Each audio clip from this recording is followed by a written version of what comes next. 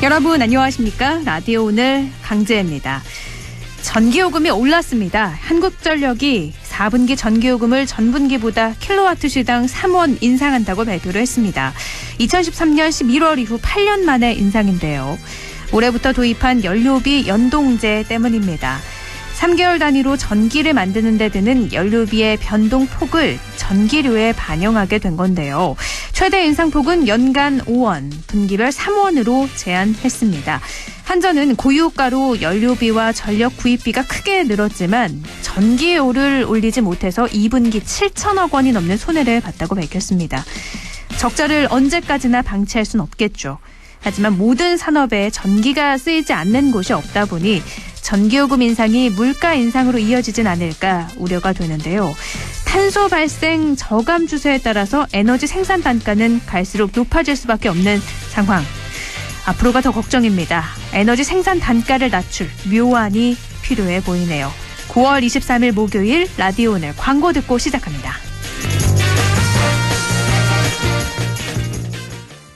이천이안은 특별합니다. 트리플 환승역 추진 중인 후발력이 빠른 이안. 개발 호재를 노리는 이안. 비규제 지역 속 주목받는 이안. 이안에서 착한 가격으로 해버 굿타임. 이안 커스티엄 2000 부발 10월 오픈 예정. 1811-8176 대우산업개발.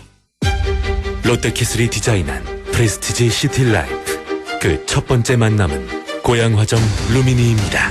GTX 개발 호재로 서울은 더 빨라지고 공원, 마트, 초중고를 더 가까이. 고양화정 루미니 1670-9611 시공 롯데건설. 훌쩍훌쩍 알러지엔 간질 알러지엔 애취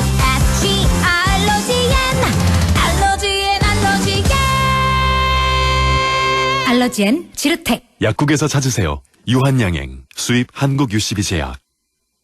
9월 23일 목요일 라디오 오늘 1부는요. 이인철의 시사경제, 참 좋은 경제연구소 이인철 소장과 함께합니다. 2부 이슈 오늘에선 다음 달 7일에 우리 소중한 사투리를 또 가꾸고 보존하기 위한 경북 사투리 큰잔치 사투리 경연대회가 열립니다. 경북문화재단 김은정 문화사업팀 연결해서 이야기 나눠보도록 하고요. 끝으로 김성수 시사평론가와 함께 방탄소년단 유엔 연설에 대해서 이야기를 이어가도록 하겠습니다. 라디오는 생방송 놓치신 분들은요. 안동 MBC 플러스 유튜브로도 다시 들으실 수 있습니다.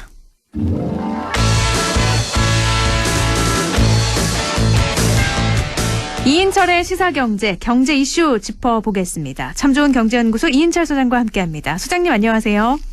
예, 안녕하세요. 네, 추석 잘 보내셨어요? 네네.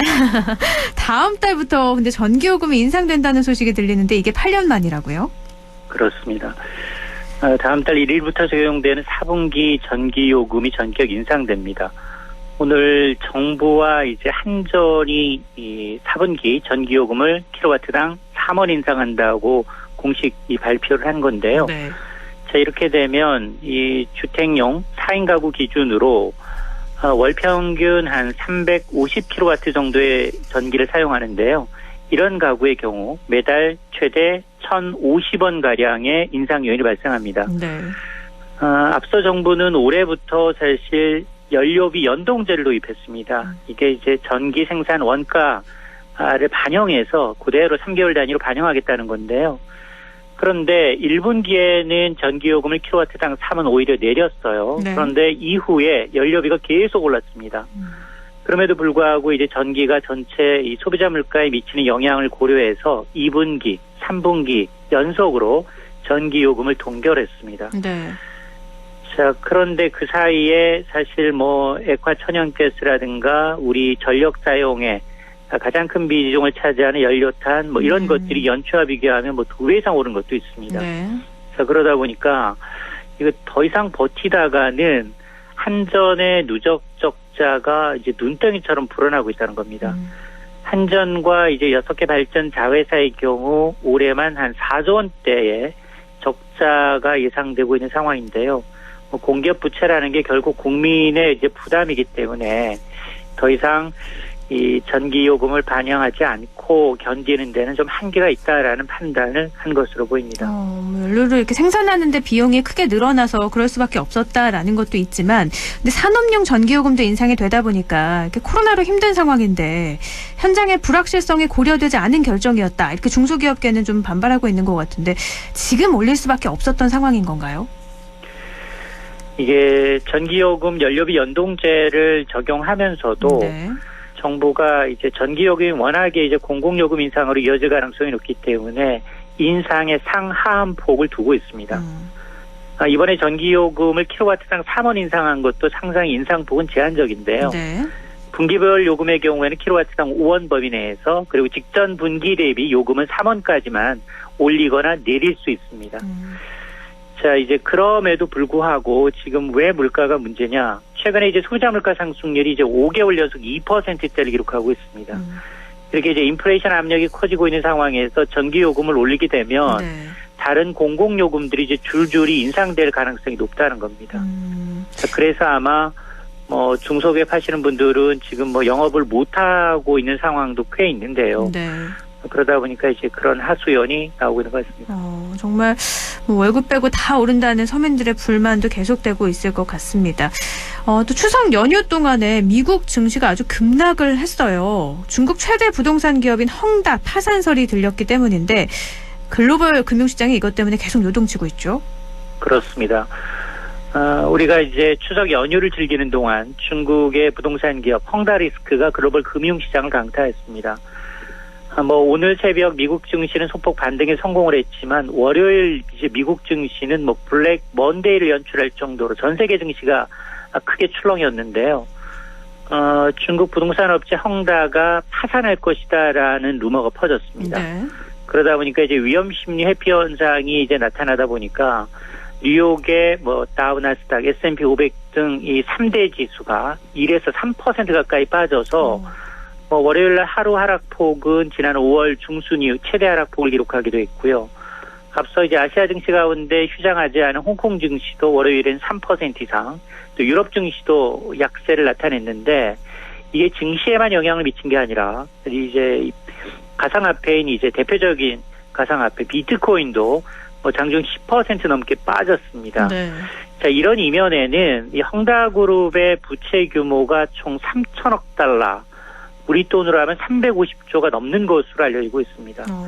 전 세계 상장된 부동산 개발회사 가운데 부채 규모가 가장 큽니다. 네. 사실 이 헝다그룹은 그동안 이제 대출에 의지해서 부동산 사업을 벌이다가 이 중국 정부가 이제 급등한 집값을 잡기 위해서 부동산 관련 대출을 회수해 나서니까 특히나 올해 들어서 부동산 신규 주택 가격이 중국에서만 20% 넘게 급락하다 보니까 이 자금난 이제 쌓이고 있는 상황인데요. 그래서 뭐 오늘이었습니다. 이제 1,400억 원에 달하는 이 채권 이자를 지급하지 못하면 부도 처리가 되는 상황이었는데, 물론 뭐 헝다그룹은 충분히 이자를 감내할 만하다라고 밝히고는 있습니다만, 네. 그럼에도 불구하고 지금 헝다그룹이 파산할 경우 약 150만 명대로 추산이 되는 중국의 아파트 선 분양자들 직격탄을 맞게 되고요. 또 중국 경제 한 축이라고 할 수 있는 부동산 시장도 위축될 수밖에 없다라는 우려로 전 세계 금융시장이 지금 헝다의 어떤 이 파산 루머에 출렁이고 있습니다. 헝다그룹 총 부채만 350조 원이 넘는다고 말씀을 하셨는데, 그러면 이 기업이 어느 정도 크기길래 이렇게 세계적인 금융위기를 걱정해야 되는 건가요? 그렇습니다. 사실 우리가 이제 그 2008년 이제 미국의 리만 브라더스가 비슷한 양상인데요. 네. 우량하지 않은 모기지에도 뭐 집값의 100% 넘게 이제 대출해 줬다가 전 세계 글로벌 금융시장을 강타한 바가 있는데, 뭐 헝다도 비슷합니다. 그러나 이제 과연 이제 전문가들은 헝다 사태가 이제 리만 브라더스발 이제 금융위기로 전이될 가능성은 크지 않다라는 뭐 주장도 만만치가 않은데요. 이게 이 중국 당국이 좀 주도적으로 개입하지 않겠느냐는 기대감이 깔려 있습니다. 왜냐하면 중국은 내년에 이제 동계올림픽을 앞두고 있는데, 네. 이걸 방관할 경우에는 올림픽에도 영향을 미칠 수밖에 없고요. 그러다 보니까 지금 이 월가 등 이제 금융회사들은 헝다의 채권이나 주식에 이제 크게 투자를 하지 않았다면 글로벌 이 금융시장이 지난 리만 사태처럼 이제 확전될 가능성은 적다라는 건데요.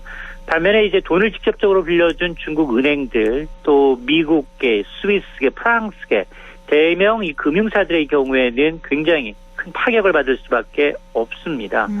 그래서 이제 헝다 사태가 과연 이 중국 정부가 개입할 거냐, 네. 그리고 헝다가 얼마나 이제 다가오는 이제 채권 이자를 얼마나 잘 갚을지 여부를 좀 지켜봐야겠습니다. 이 헝다그룹이 그러면 이자를 갚지 못하고 만약에 파산까지 가게 된다면 우리나라에는 어떤 영향이 예상이 될까요? 우리도 사실은 중국 증시에 투자하신 분들이 꽤 됩니다. 네. 중국 증시도 이것 때문에 지금 많이 출렁이고 있는데요. 한 3조 원 가까이 되는 것으로 알려지고 있는데 사실 직접적으로 헝다의 주식은 투자하지 않았지만 네. 중국 시장에서 최대 이제 부동산 재벌이 만일 이제 파산하게 된다면 상당 기간 좀 파장을 있을 수밖에 없습니다. 그래서 아직까지 우리 금융기관들이 직접적으로 헝다에 얼마나 투자했는지에 대해서는 알려져 있지 않지만 그럼에도 불구하고 이제 지금 연계되어 있는 상황에서 특히나 미국의 어떤 금리 인상, 긴축이 이제 가장 큰 이제 화두가 되고 있는 상황에서 중국발 리스크까지 이제 가세한다면 상대적으로 tuk접적인 리스크보다는 직간접적인 어떤 리스크에 더 주의를 해야 합니다. 그래서 지금 헝다그룹이 얼마나 부채를 갚을 수 있을지가 다 전 세계 눈이 집중되는 거군요. 알겠습니다. 우리나라 부동산 시장을 보면 아파트 값이 치솟으면서 이 상대적으로 좀 저렴한 다세대, 연립주택 같은 이 빌라 매수 수요가 지금 급증하고 있다고요? 그렇습니다. 전국의 빌라 매매 가격이 지난해 12년 만에 가장 큰 폭으로 올랐고요. 올해 들어선 지난해보다 상승세가 더 가파릅니다. 국민은행에 따르면 올해 1월부터 8월까지 전국의 연립주택 매매 가격 상승률은 4.66%를 기록하고 있는데 지난해 같은 기간에 2.6%, 거의 2배 가까이 올랐다는 겁니다. 네. 이렇게 되면 12년 만에 최고치를 기록했던 지난해 상승률을 뛰어넘을 것으로 보이는데 문제는 이제 17개 올해 이제 광역 시도 가운데 수도권입니다. 수도권을 중심으로 상승폭이 크게 눈에 띄게 커졌다는 겁니다. 특히 이제 서울에서는 빌라 매매량이 오히려 아파트 거래량을 초월하는 현상까지 나타나고 있는데요. 네.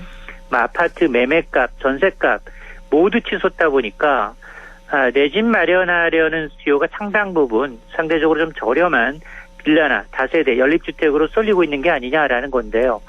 문제는 이게 빌라나 다세대, 연립주택의 경우에는 투자 목적, 재개발 목적으로 취득을 했다면 이게 이제 매수 지역에 따라서 이제 현금 청산된 가능성도 있기 때문에 실거주가 아닌 투자 목적은 굉장히 리스키합니다. 투자 목적의 빌라 매수는 조금 더 신중히 결정을 해야 된다 말씀이신 건데 근데 지금도 계속 이렇게 아파트나 집을 사야 된다는 인식이 계속 이어지고 있는 거죠? 그렇습니다. 지금 매매값, 전세값 모두 지금 굉장히 오르고 있는 상황인데요. 매매는 지금 세금 때문에 거래 절벽 현상 네. 가운데도 이제 간간히 이루어지고 있는 매물들이 계속 신고가 행진을 이어가고 있고요. 그리고 3기 신도시 대기 수요부터 시작을 해서 전세는 수요는 늘고 있지만 전세 물건 자체가 좀 줄어들다 보니까 전세도 3.3제곱미터당 1억 원을 넘어서는 곳들이 이제 나타나고 있습니다. 네. 그러다 보니까 상대적으로 좀 저렴한 수도권으로 그리고 아파트보다는 빌라나 다세대와 같은 이쪽으로 눈을 돌리는 수요도 만만치 않아 보입니다. 상대적으로 저렴한 빌라 매수는 늘고 있는데 또 거의 정반대되는 기사도 있어요. 미성년 자녀들의 임대소득이 매년 사상 최대치를 경신하고 있다고요? 금액이 엄청나더라고요. 그렇습니다. 이제 조물주의 건물주라고 하는데 이 미성년 이 건물주들 2019년 기준 2,842명이 벌어들인 연 임대소득만 558억 원에 달하는 것으로 국세청이 국회에 제출한 자료에 나왔습니다. 네. 이게 매년 이제 이런 미성년자 자녀들의 임대소득이 사상 최대를 경신하고 있는데요. 2015년만 하더라도 미성년 임대소득자는 1,795명에 불과했지만 2019년 2,842명으로 58%가 늘었습니다. 네. 같은 기간 임대소득도 59% 증가했는데요. 이게 따져보게 되면 미성년의 임대소득이 성년의 임대소득을 초월하고 있습니다. 2019년 기준 미성년 임대소득자의 1인 평균 임대 수임료는 연간 1,966만 원, 2천만 원에 육박하는데 성인의 임대소득은 1,893만 원입니다. 네. 70만 원 정도 미성년이 더 높다는 건데요. 이게 이제 부모 찬스를 통한 불로소득이 가파르게 늘고 있는 게 아니냐라는 의혹을 살 수밖에 없는데요. 물론 정상적으로 증여세나 상속세를 내는 임대인들도 있습니다만 변칙 상속, 변칙 증여의 어떤 통로가 되고 있다. 이렇게 악용될 소지가 있기 때문에 이 세금 탈루 여부를 적극적으로 좀 수사를 좀 해야겠습니다.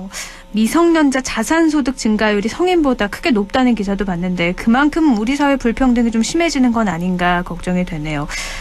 또 은행의 현금 자동 입출금기, ATM기가 지금 많이 줄고 있다고요. 그렇습니다. 한국은행이 이제 국회에 제출한 자료인데요. 2020년 말 기준 전국에 설치된 ATM기 수는 11만 7천여 대인데 1년 전에 비해서 1,800대가량 줄었다는 겁니다. 사실 ATM기 감소세는 지금 모바일 뱅킹 확산에 따라서 비대면 금융거래가 활성화된 결과이기도 하고 또 은행 입장에서 보면 ATM기가 돈 먹는 하마, 애물단지로 취급받고 있다는 겁니다. 네. 지금 은행권은 주장을 보게 되면 지금 ATM 수수료는 대부분 면제죠. 그렇죠. 그런데 임차료의 유지관리비까지 감안하게 되면 ATM기 한 대당 연간 약 300만 원의 적자가 발생하고 있다라는 주장입니다. 그럼 ATM기 어디가 많이 줄었을까? 단위 면적당 설치된 ATM기 대수를 좀 비교해 보니까 지역별로 편차가 컸습니다. 서울은 단위 면적당 ATM기가 34대로 가장 많았지만 강원도의 경우는 0.3대입니다. 이게 이 대도시보다 지방 소도시의 단위 면적당 ATM 대수가 훨씬 적다는 얘기인데요. 은행 지점 수도 좀 적을 뿐만이 아니라 이렇게 ATM기까지 적다 보니까 지금 노령층과 같은 금융 이용자들의 불편이 좀 커지고 있다는 겁니다. 따라서 ATM 자원의 어떤 효율적인 이용 방안을 좀 마련해서 지역 간 이 불균형, 현금 입출금기의 접근차를 좀 줄이는 노력이 필요해 보입니다. 알겠습니다. 오늘 말씀 여기까지 나누죠. 고맙습니다.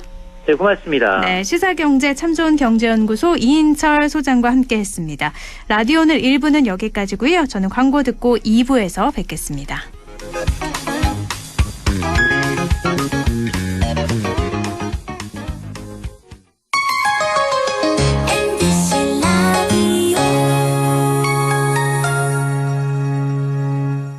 할인점보다 더 실속 있고 편의점보다 더 편리하게 살 수 있는 곳, 시장보다 더 정이 넘치고 백화점보다 더 품격 있는 곳, 이런 곳이 없을까요? 네, 우리 동네 우리 할인점 펀마트가 있습니다. 지난 25년간 항상 고객과 함께한 펀마트. 용상점, 자이점, 신용주점, 사천점에서 새롭게 고객님께 다가갑니다. 펀마트. 가구 살 땐 꼭 한번 가보자. 안동 명품 가구 백화점. 흑표 흑침대, 양성국 갤러리, 금성침대, 한국 가죽 소파, 장수돌 침대. 다양한 브랜드 가구를 한 곳에서 쇼핑할 수 있는 대형 가구 전시장. 안동 명품 가구 백화점. 944세대 대단지로 안동의 랜드마크를 바꾸다. 명품 커뮤니티로 안동의 자부심을 바꾸다. 착한 분양가로 안동의 프리미엄을 바꾸다. 안동, 그 위대한 변화의 시작.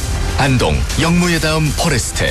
그랜드 오픈 1588-7349 영무토건. 어르신님 안녕하십니까, 기용아재입니다. 보청기 알아보시는 거 진짜 힘드시지?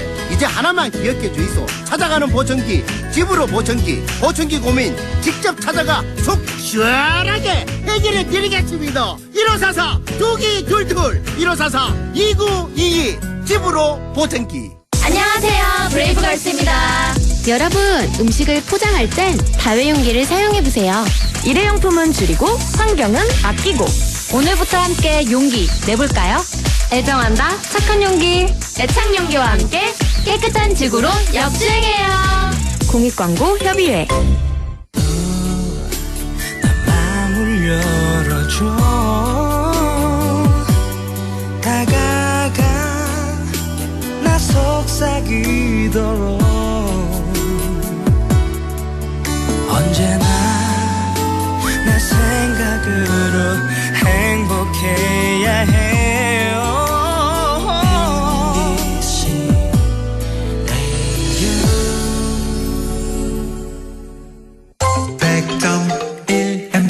라디오.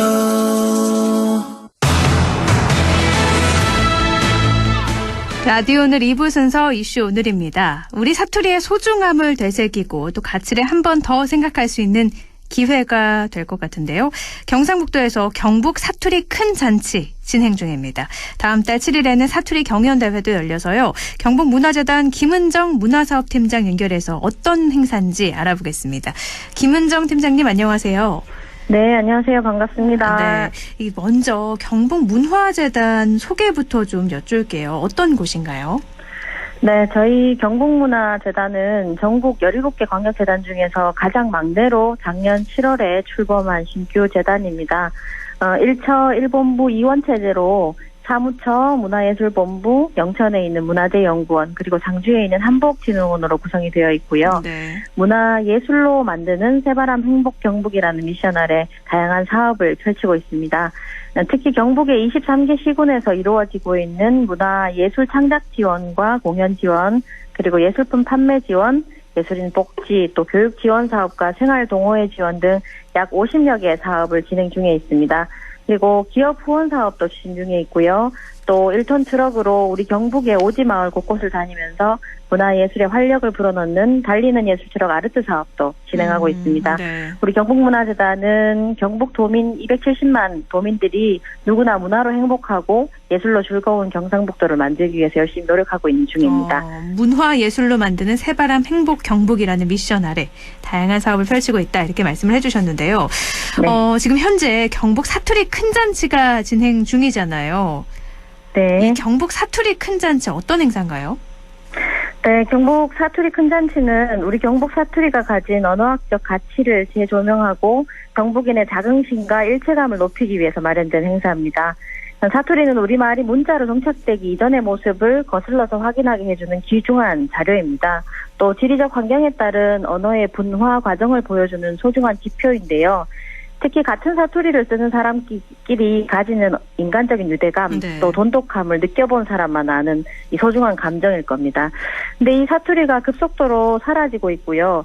표준어 교육이라든지 교통과 통신, 매스미디어의 발달이 사투리가 가진 독특한 원형을 사라지게 하고 있는 중입니다. 근데 경북의 사투리는 우리 경북이 살아온 역사고 우리 삶의 모습이고 또 무형의 문화유산입니다.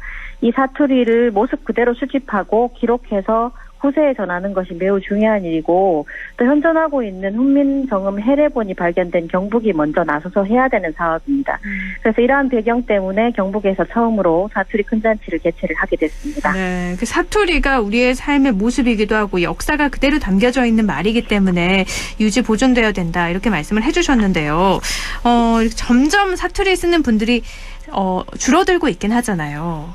네, 지역에서도 그렇습니다. 참 아쉬워하시는 분들이 많이 계시는데 우리 사투리의 소중함, 가치를 매기자면 어느 정도나 될까요? 네, 서울에서 쓰는 말, 공식적으로 한국의 표준어가 된 게 1912년 보통학교용 언문 철자법이 나온 이후부터라고 합니다. 네. 일제강점기를 거치면서 서울의 말이 표준어 자격으로 이렇게 주어진 건데 이렇게 효율적으로 통치를 위해서 일제시대 때 표준어가 강요되면서 사투리를 촌스럽고 사라져야 될 것으로 인식시키기 시작했다고 합니다. 근데 사투리는 언어의 다양성을 보존해서 한글의 폭을 높여줄 뿐만 아니라 우리 지역의 정서, 문화, 역사, 그리고 세계관, 생활 양식을 보여주는 지역의 고유한 문화 자산입니다. 또 지역의 유대 강화와 더불어서 정체성을 확보할 수 있는 소중한 문화 콘텐츠가 바로 사투리입니다. 문화 다양성의 시대에 언어의 다양성을 함께 고민해보는 경북 사투리 큰 잔치가 경북의 향수와 추억 그리고 한글의 언어학적 가치를 공유하는 시작점이 되기를 기대해 볼 것 같습니다. 그래서 단순히 사투리를 유지하고 보존하는 데 의미를 넘어서 사투리를 촌스럽다고 보는 그런 편견도 좀 사라지게 하는 계기가 되지 않을까 싶기도 한데요. 사투리 공모전이 있고 사투리 경연대회가 있고 이렇게 두 가지 행사가 있더라고요. 이게 따로따로 열리는 건가요? 네, 사투리 큰 잔치는 사투리 공모전하고 경연대회 두 개로 나뉘게 됩니다. 사투리 큰 잔치는 우리 경북의 사투리와 관련된 추억이나 또 본인이 겪었던 사례들 그리고 생각 같은 다양한 부분들을 문학이라든지 또 그림, 영상, 웹툰으로 제작해서 출품하시게 되면 전시를 진행할 예정이고요. 경연대회는 사투리 랩이라든지 노래, 꽁트, 연극 등 다양한 장르로 표현하는 경연 프로그램입니다.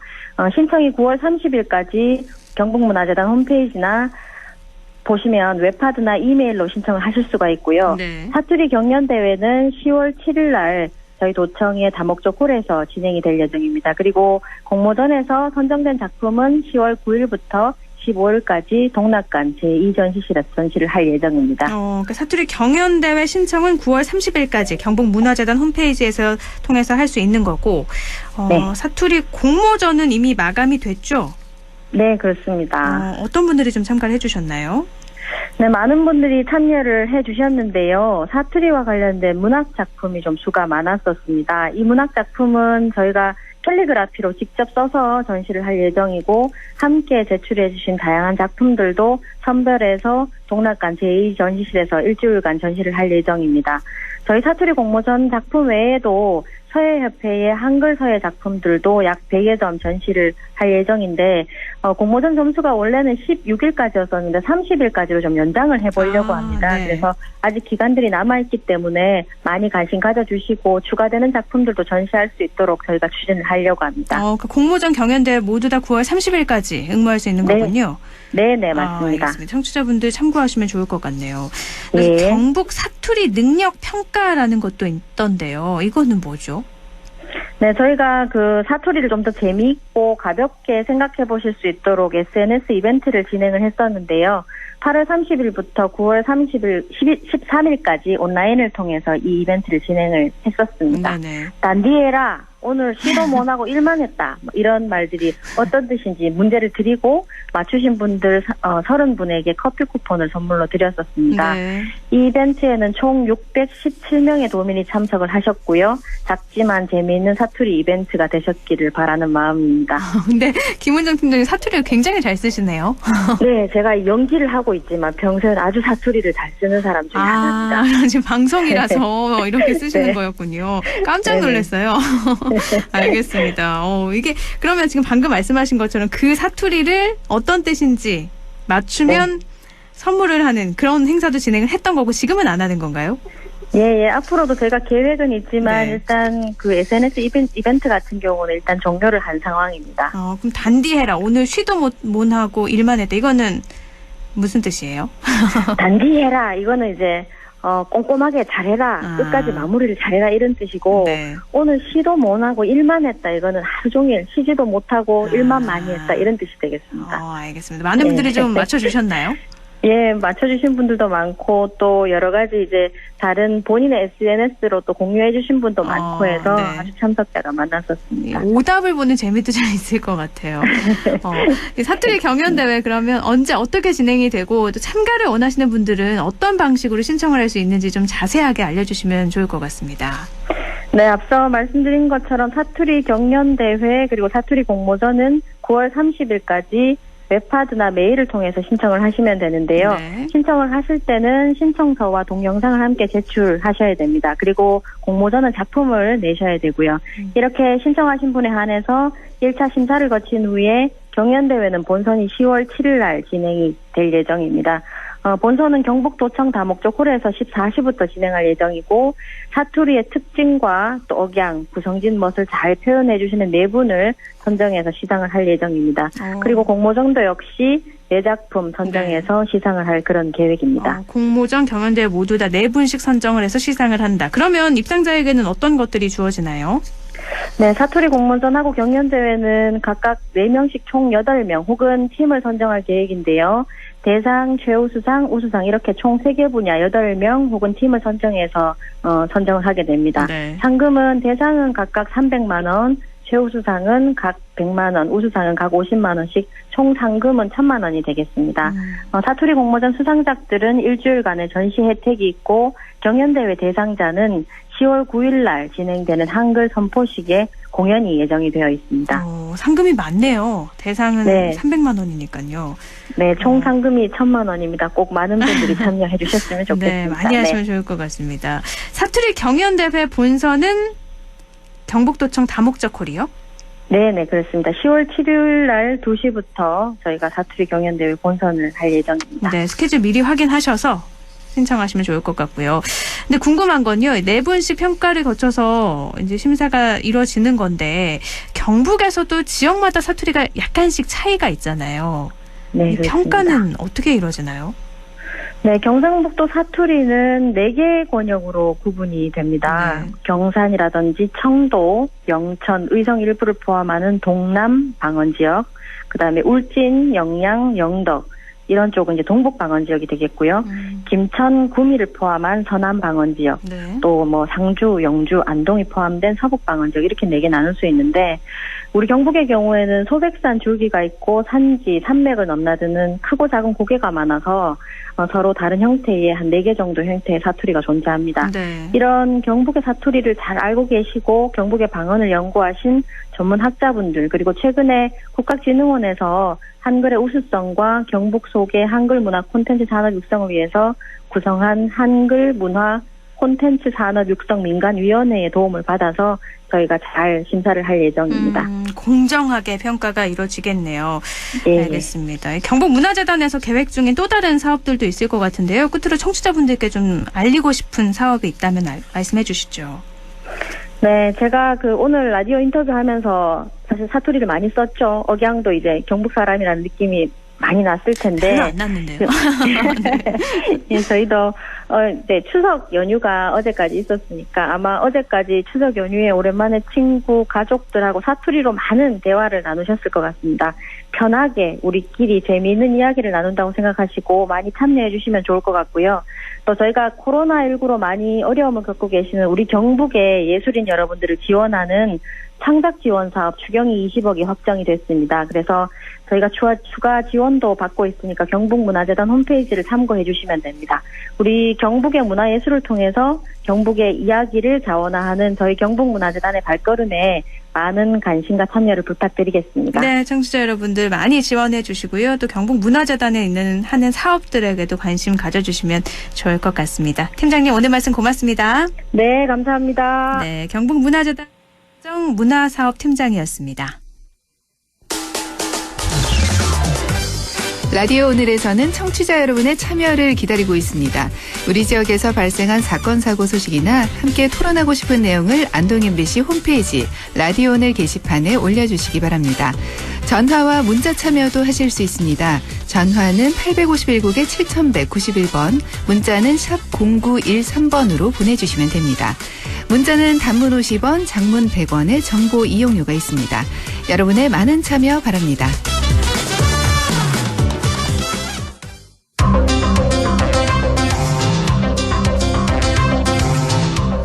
김성수의 세상 읽기 오늘은요. 방탄소년단 UN 연설에 대해서 이야기를 나눠보겠습니다. 김성수 시사평론가 연결합니다. 안녕하세요. 안녕하세요. 김성수입니다. 네, 추석 연휴 동안에 아주 기분 좋은 소식이 들렸어요.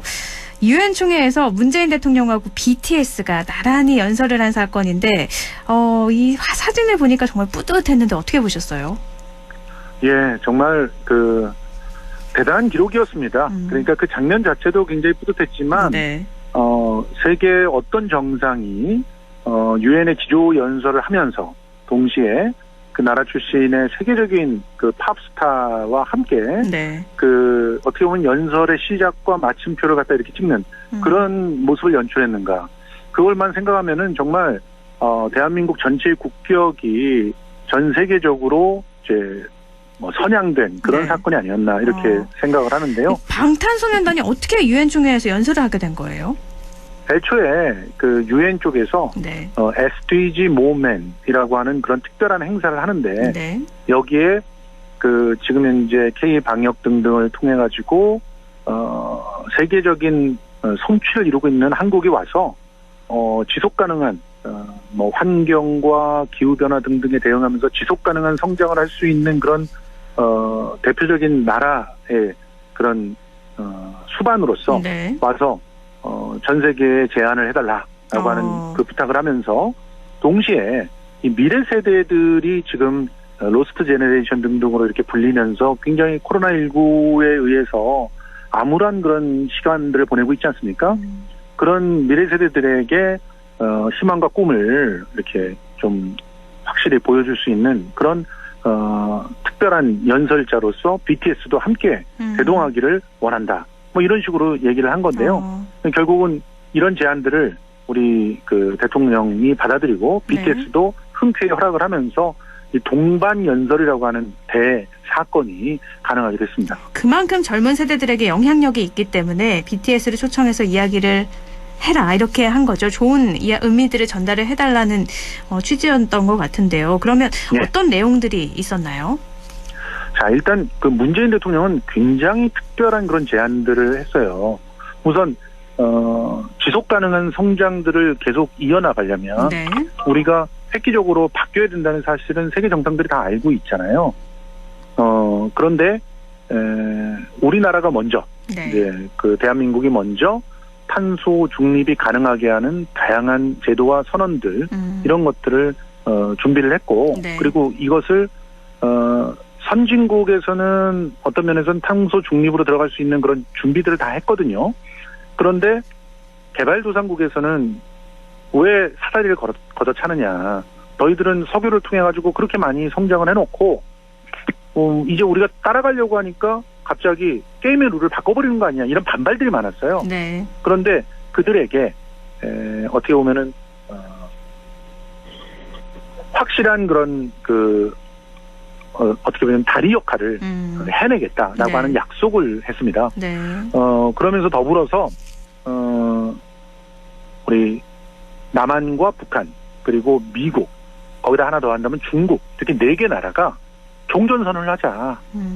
이 종전선언을 통해서 이 동북아의 어떻게 보면은 이 굉장히 그 거대한 그런 긴장 관계를 연출하고 있는 그곳이 사라지게 되면서 실제로 지금 반도체라든가 배터리라든가 여기 중심은 대만, 한국 등등이 중심이 된 동북아 쪽입니다. 그런데 이곳을 새로운 그런 성장 동력의 거점으로 만들 수가 있지 않겠어요? 그래서 여기 종전선언을 통해서 전 세계 평화를 앞당기자라고 하는 제안까지 했는데 이런 제안들이 굉장히 크게 주목을 받았던 것이고요. 그리고 뒤이어서 문재인 대통령이 BTS를 보면서 그 전 세계에서 가장 사랑받고 있는 팝스타가 나와서 연설하겠다고 이끌어냈고요. 또 우리 방탄소년단은 올라가서 또 정말 멋지게 7 청년들이 우리 지금 현재의 미래 세대들을 가만히 들여다보면 나름대로 세상과 소통하면서 새로운 그런 어떤 삶의 패러다임들을 만들어 나가고 있다. 그렇기 때문에 이들을 로스트 제너레이션이 아닌 웰컴 제너레이션이라고 부른다. 이렇게 제안을 새롭게 해줬어요. 그리고 특히 백신 접종을 우리 모두가 다 했는데 이게 서로가 다시 대면해서 만날 수 있는 그런 나라로 가는 티켓팅이다. 이런 얘기를 하면서 굉장히 많은 그런 박수를 받기도 했습니다. 이게 UN 유튜브 채널 통해서 생중계가 됐는데 BTS 연설이 100만 명이 넘는 시청자가 봤다고 하더라고요. 그 이후에 외신들도 엄청나게 극찬을 하고 지금도 이어지고 있죠. 실제로요. 문재인 대통령의 연설도 굉장히 주목을 받았지만 BTS의 연설이 외신들한테는 더욱더 주목을 받았던 것이 발상의 전환을 가져왔거든요. 그러니까 기본적으로 문재인 대통령의 제안은 대한민국이 다리가 되어서 지금 탄소 중립으로 가는 거대한 걸림돌을 없애보겠다라고 하는 실행에 있어서의 어떤 제안이라고 한다면 BTS는 지금 현재 코로나 때문에 상실감을 갖고 있는 세대들에게 발상의 전환을 통해서 지금 우리가 당당하게 모든 고난들을 함께 견뎌나가면서 돌파해 나가자고 하는 제안을 했거든요. 그 제안 이후에 거기에 호응하는 그런 그 SNS에 글들이 막 쏟아져 나오기도 했었고, 또 그 이후에 이어진 그 퍼포먼스를 통해서 우리가 함께 일구어 나갈 세상에 대한 어떤 비전들을 보여줬다는 그런 평가까지도 나오면서 상당히 큰 호평들을 이끌어냈습니다. 근데 좀 안타까운 건요. 이렇게 BTS가 UN 연설을 해서 좋은 메시지들을 내보내고 좋은 영향을 끼치는 건 좋은데 정치적으로 문재인 대통령이 이용하는 거 아니냐 이런 이야기가 좀 나와서 안타까운 마음도 이어지고 있어요. 근데 그런 부분은 상당히 좀 뭐랄까 좀 그 말 자체가 굉장히 정치적인 그 분석을 하고 있는 것 같아요. 네. 유엔에서 그러면 BTS를 애초에 초청을 한 거예요. 그런데 그렇게 초청을 한 것을 문재인 대통령이 알아서 먼저 거절할 수도 없는 것이고 네. 또 BTS가 화답을 해서 일구어진 그러한 그 연설 그 자체를 네. 정치적이다라고 폄하하는 것도 굉장히 참 자연스럽지 못한 해석이라고 보거든요. 실제로 이 그 문재인 대통령과 BTS의 연설이 끝난 다음에 세계가 호응하고 변화하는 모습들을 보였어요. 가장 담적인 예로 미국에서는 일단 그 국방부 대변인이 나서서 지금 그 우리가 북한하고 언제든지 이런 그 종전선언을 할 수 있는 그런 준비가 돼 있고 심지어 실질적으로 북한 주민들의 삶을 바꿀 수 있는 그런 카드들도 다양하게 갖고 있다. 이런 얘기를 하면서 적극적으로 문재인 대통령의 그 제안에 화답을 했고요. 네. WHO 같은 경우는 이 그 BTS가 연설을 하고 난 다음에요. 수많은 그런 SNS에 내가 이렇게 그 백신을 맞았습니다. 이런 인증샷이 막 쏟아졌고 네. 심지어 나는 아직 백신을 못 맞았지만 반드시 백신을 맞겠습니다. 그리고 우리 주변에 있는 사람들을 반드시 백신을 맞게 하겠습니다라고 하는 그런 일종의 의지 표현의 그런 그 단문들도 굉장히 많이 올라왔거든요. 네. 그런 걸 보면서 WHO가 사실 인류의 코로나19로부터의 전쟁을 어떻게 보면은 더욱더 적극적으로 해나갈 수 있는 무기를 방탄소년단이 만들어줬다라고 하면서 칭찬을 하기도 했습니다. 네. 이런 변화들을 보면 이게 정치적으로 서로가 이용하고 이용받고 이런 상황은 아니었다라고 볼 수 있는 그 근거가 아닐까 생각을 합니다. 네, 뭐 인기를 이용하는 거 아니냐 이런 거에 대한 입장을 말씀을 해주셨고요. 아무래도 뭐 BTS가 이렇게 유엔 총회에 연설을 하면서 한국의 위상을 한 번 더 확인시켜 준 거잖아요. 긍정적인 시그널로 봐야 되지 않을까 싶습니다. 오늘 말씀 여기까지 나누죠. 고맙습니다. 고맙습니다. 네, 김성수 시사평론가와 함께했습니다.